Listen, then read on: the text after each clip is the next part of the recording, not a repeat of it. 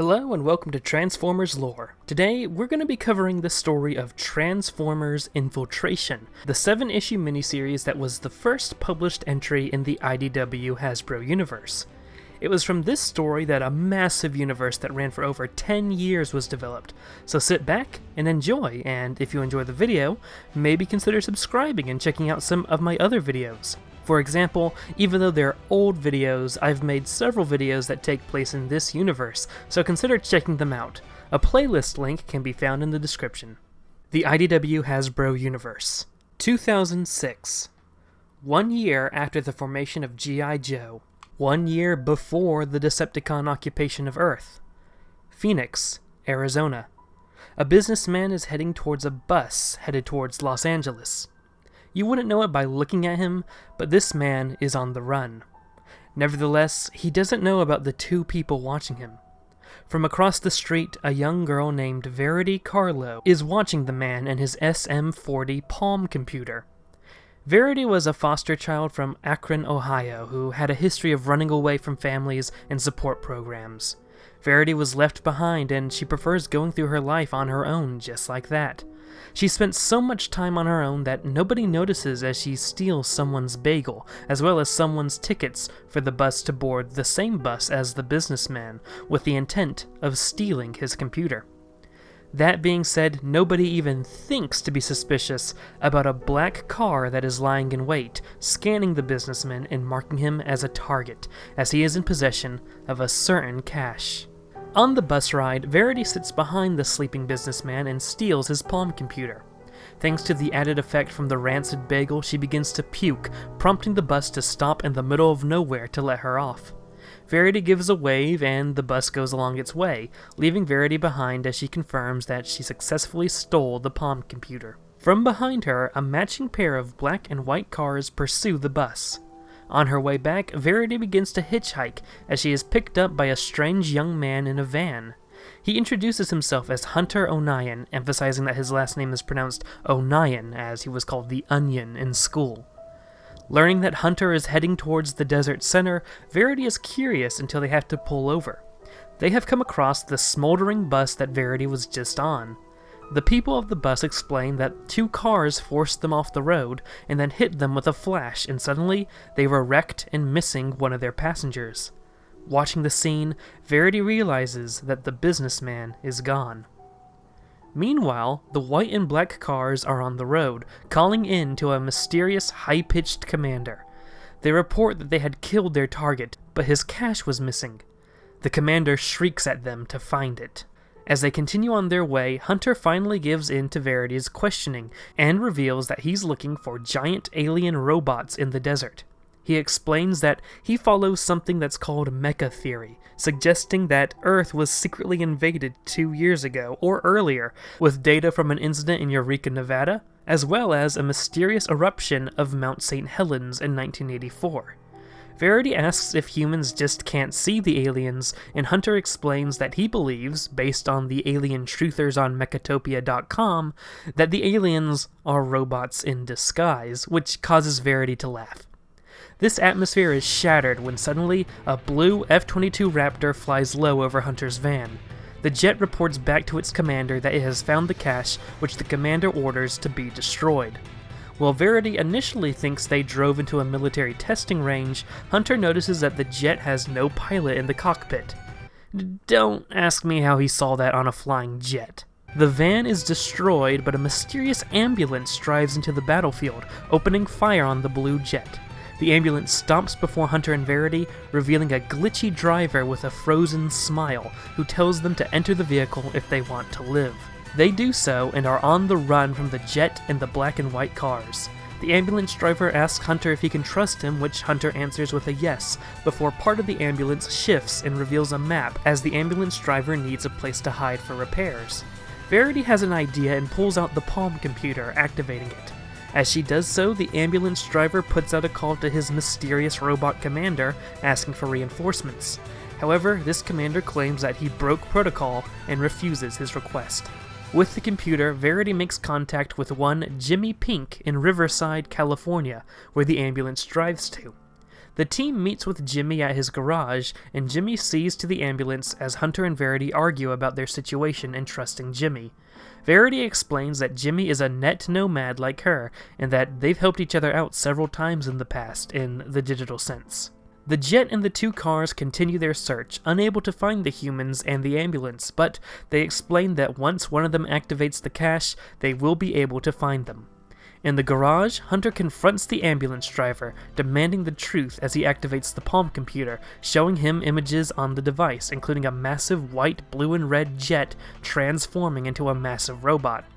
Verity gets fed up with the nerdy conversation going on and leaves while the ambulance driver attempts to explain that there are photos on that computer of his enemies. Hunter asks if these enemies have a name, but before the driver can answer, Verity rushes back in, blurting out that they said that they were Decepticons, before the garage is blown open by the looming figures of Runabout and Runamuck, who demand the computer. The ambulance driver reveals that he is not the strange driver, but the driver is a holomatter avatar of his true self, the ambulance. Or rather, the ambulance transforms into a large robot to distract Runabout and Runamuck before returning to ambulance mode and loading up Hunter, Verity, and Jimmy and driving away. In Arizona, a police patrol discovers the dead body of the businessman, but one of the police officers backs up and makes a secret call to a mysterious organization with a large M logo, headed by a man in a cowboy hat, reporting that their agent in the field is dead.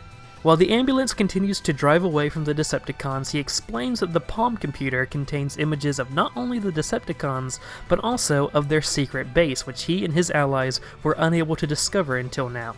Keeping the Palm computer for its data is of the most importance.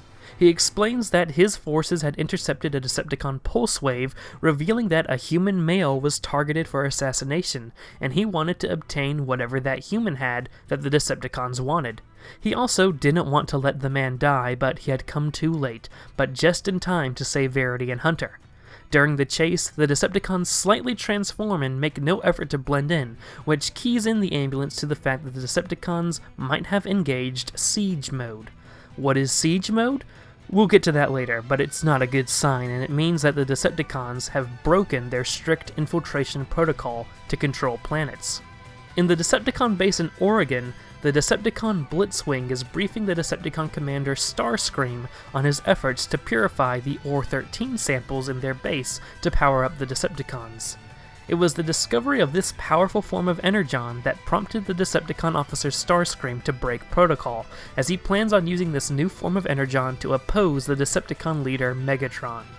Because he broke protocol, Starscream knows that Megatron will make a personal appearance on Earth, and he wants to be ready to face him when he does.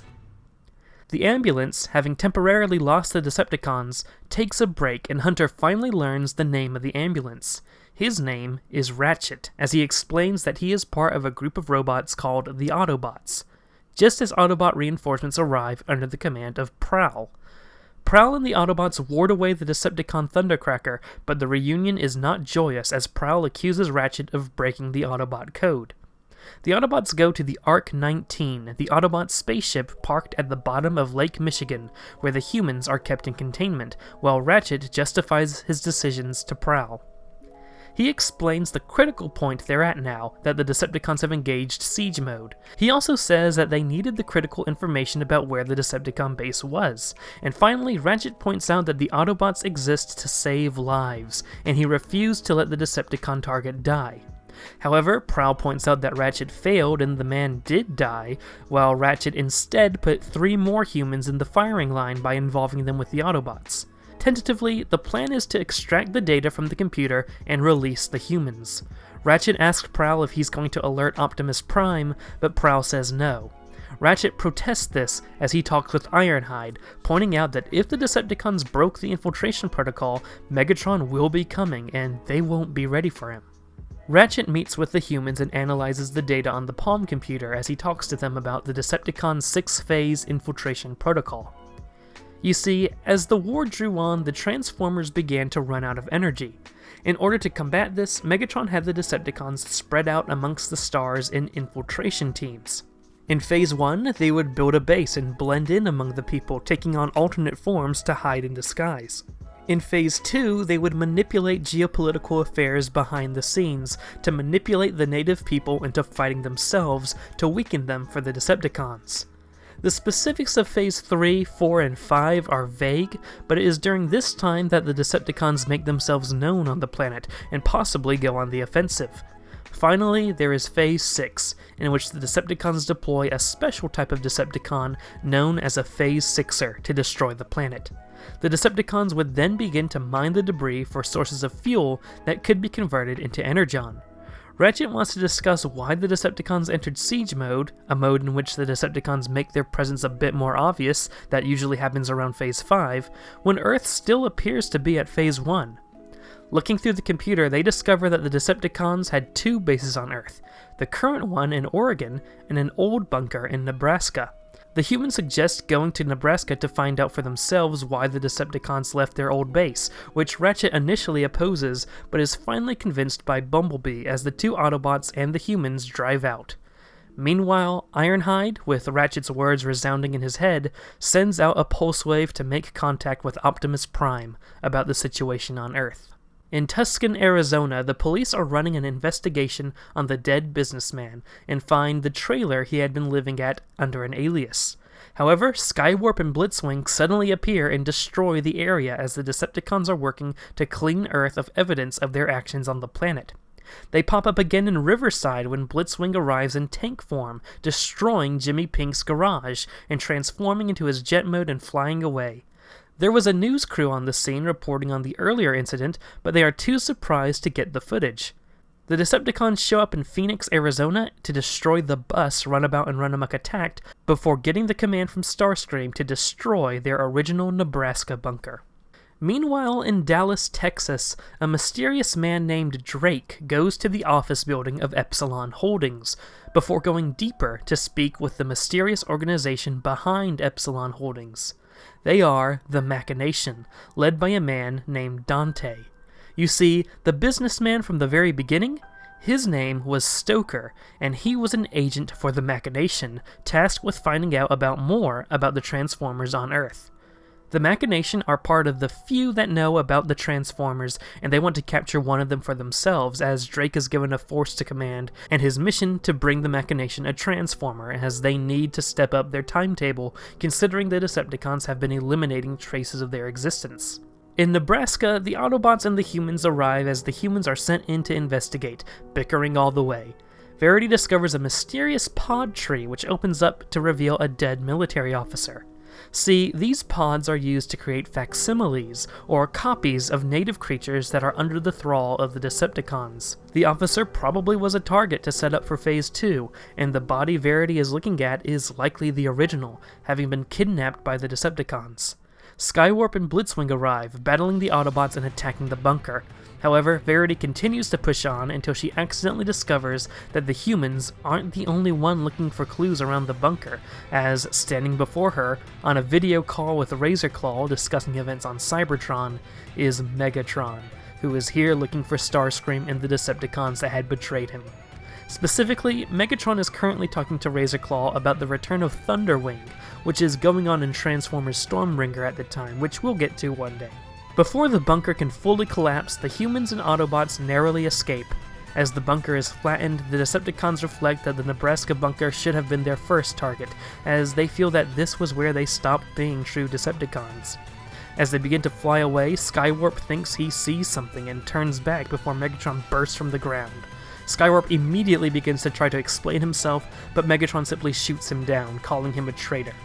The humans, Autobots, and Decepticons are all panicked at Megatron's arrival, as Blitzwing transforms to tank mode, pleading with Megatron to come no closer before opening fire. However, Megatron simply takes the hit from the tank, taking hit after hit while taking step after step. "How quickly they forget, and so I must remind them," he says as he thrashes Blitzwing about. The Autobots decide to pull back as Megatron mutters Starscream's name. Meanwhile, Starscream prepares to energize himself with Ore 13. With the new information found from the Nebraska bunker, Ratchet reports the situation to Prowl, that the Decepticons on Earth discovered a new form of energon, which was why they broke protocol, and Ironhide remarks that, from this point out, this is a Decepticon affair. in that the Autobots are simply caught in the middle of it. In the Oregon bunker, Starscream has powered himself up with Ore 13 and is ready to take on Megatron, though none of the other Decepticons seem convinced that they'll win. Ratchet continues his drive to the Arc-19, and Verity argues that she wants to stay and fight before Hunter and Jimmy calm her down. Now, with time to think about what has been happening lately and how she almost died, Verity begins to cry, as Ratchet consoles her, congratulating her and the boys for being so brave in the face of battle. From this point on, they can leave the rest to the Autobots, as the main team under Prowl is en route to the Oregon bunker. The scout Bumblebee is already there when he reports on Megatron's orbital bounce before the bunker, shouting Starscream's name. A Decepticon welcoming committee comes out, and each of the Decepticons have been powered by Ore 13. They're here to fight off Megatron, but Megatron makes an ultimatum. You will stand down. If you fight, you die. There is no room anymore for mercy. In the end, you are all expendable. Choose. The Decepticons stand there before finally backing up, standing down. Suddenly, the Ore 13 powered Starscream arrives, berating his forces as cowards even though they have Ore 13, before going on the attack on Megatron. Starscream wipes the floor with Megatron as he monologues about how long ago he respected Megatron, but he was now upset that someone of his rank and authority was posted on a backwater, meaningless planet like Earth. Now it's time for Starscream to take his rightful place and earn respect from Megatron. However, Megatron simply took the hits before standing back up, bewildering Starscream. The Decepticons notice the Autobots are watching, but they come to an understanding that this is Megatron and Starscream's fight, as they all stand back and watch. Megatron grabs Starscream by the side of the head and shoves the barrel of his fusion cannon into Starscream's abdomen. He tells Starscream to take his punishment like a Decepticon, while blasting right through Starscream's midsection at point-blank range. Which is funny considering Starscream gave him that cannon in Megatron Origin. Megatron orders the Decepticons to take Starscream's body inside and see to him as he simply tells the Autobots, Phase 2. As the Decepticons return to base, Prowl realizes that the Autobots need more troops and heavy hitters, and the Autobots return to base. Arriving at Lake Michigan, the Autobots use a mechanism to drive into the water to reach the Arc-19. However, they were secretly observed by Drake and his Machination team, as they realized they finally found the location of the Autobot base. The Machination proceeds to set up camp to watch the comings and goings of the Autobots. Inside the Arc-19, Prowl remarks that it's time to call in Optimus Prime, but Hunter points out as the door opens that Prime is already here. And that's going to wrap up this episode of Transformers Lore. I hope you enjoyed. I do plan on covering some of the more major stepping stones in the IDW continuity in the near future, particularly the Asians trilogy of Infiltration, Escalation, and Devastation. Consider subscribing to this channel for more nerdy content if you liked the video, and check out my social media links in the description. If you want to see this channel continue, consider supporting me on Patreon if you are so willing. Thank you so much for watching, and have a great day, ladies and gentlemen.